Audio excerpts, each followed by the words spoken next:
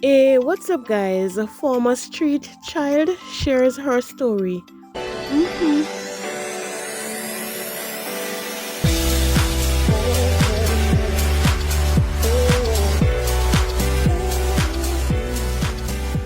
42-year-old Nickeisha Morgan had to learn from early the responsibilities of self management when poverty and her mother's mental challenges rendered her incapable of caring for the children.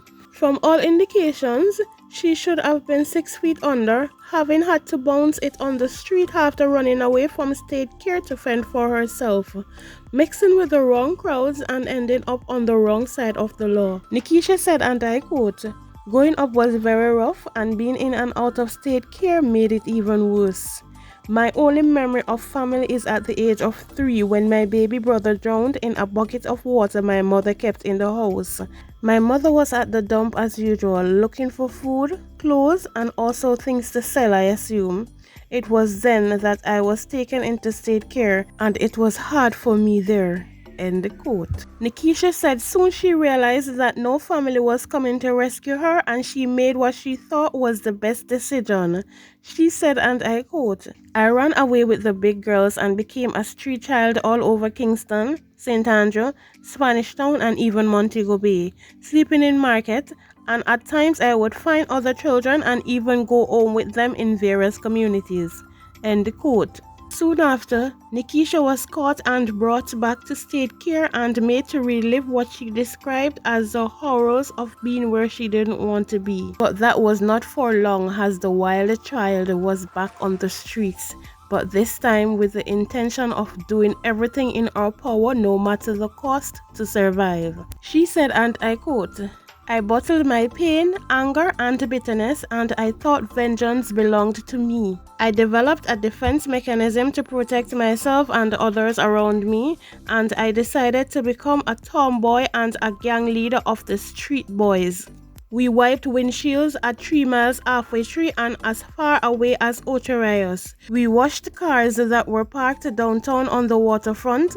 When in Kingston, we fed off the dump at times, upped boiler trucks, begged at KFC and other fast food places. We sometimes begged people boarding the ship or ferry, then we cook, eat, and sleep." End quote. Survival was the key for Nikisha and her counterparts, even if it meant finding a home and trading domestic services for a bed space and food. She said, and I quote, "We found people and some just wanted a helpful child, while others had ulterior motives. I was taken home by a lady once that I thought was good and would be my family. Then I realized that she wanted to trade me to the dons in the community." End quote. But according to Nikisha, because of her street life, she would have already had knowledge of and met dons from several areas, even the one she was being offered to by her trader. She said, and I quote, "When the deal was confirmed, the Don came and put me on my guard and gave me a gun with 4 rounds as protection. The woman I was staying with didn't know how bad I was, and she sent me with dinner to someone who was waiting to have sex with me. As he tried to make his advance on me, I took out my ice pick and told him I was going to kill him if he play with me. Up to this day, that man don't like me because he knew how bad I was." End quote. In moments of desperation, Nikisha said she allowed her friends to hide her in their homes as public association with her would tarnish their reputation and anger their parents. She said, and I quote, "Parents saw me as no good, evil, and without emotion. But all the while I was counseling their daughters to stay home because I knew the streets and it was no good. I didn't have the choices they had. I wanted to go to school so bad that I made a uniform for a school one of my friends attended, and I would get ready and meet up with her every morning. Sit in class, do work, get my bookmark until the teacher found out that I was not a part of the class. I went to other classes and did the same thing until I was taken to the principal's office. I explained my situation, but they said I couldn't stay on the compound because if anything should happen, I wouldn't be accounted for.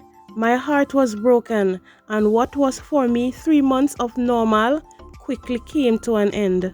I was shot 3 times, once by a soldier, twice by thugs. I am the only surviving member of an 8-member gang and the only female. The gang members were mainly killed by police and other thugs. End quote. Nickeisha said she has experienced every form of abuse in her lifetime and in turn abused the substances to deal with the debilitating effects of feeling unwanted, unloved, and in need of basic necessities. But God turned it around for her as her purpose has not yet been fulfilled. The 42-year-old transformed her life to one of service to others and to God.